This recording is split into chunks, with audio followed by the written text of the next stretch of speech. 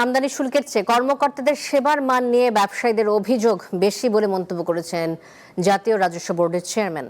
সোমবার বিশ্ব কাস্টমস দিবস উপলক্ষে আগারগাঁওয়ের রাজস্ব ভবনে এক সেমিনারে এনবিআর চেয়ারম্যান বক্তব্য রাখেন। তিনি বলেন, সরকারের খুশি মতো রাজস্ব আদায় কঠিন।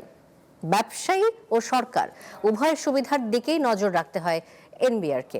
এ সময় আমদানিতে মিথ্যা ঘোষণা না দিতে ব্যবসায়ীদের আহ্বান জানান আব্দুর রহমান খান।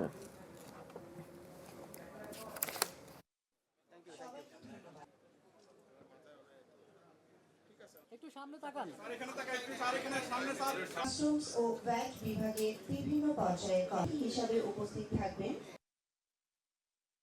আমাদের ট্যারিফ রেট অনেক হাই, ওয়ার্ল্ডের মধ্যে হাইয়েস্ট, তারপরে কিন্তু মানুষ খুব একটা কমপ্লেন করে না। কিন্তু কমপ্লেনটা হচ্ছে আমাদের সার্ভিস ডেলিভারি মেকানিজমে। আমাদের সার্ভিসগুলো যাতে বৈষম্যহীন হয়, এমন যেন না হয় যে একই দিনে একই কাস্টম হাউসে একই অফিসার, একই মালামাল, একই দেশ থেকে আসছে, একই কোয়ালিটির দুইজনকে আমি দুই রকমের অ্যাসেসমেন্ট করেছি, দুই রকমের ভ্যালুয়েশন করেছি।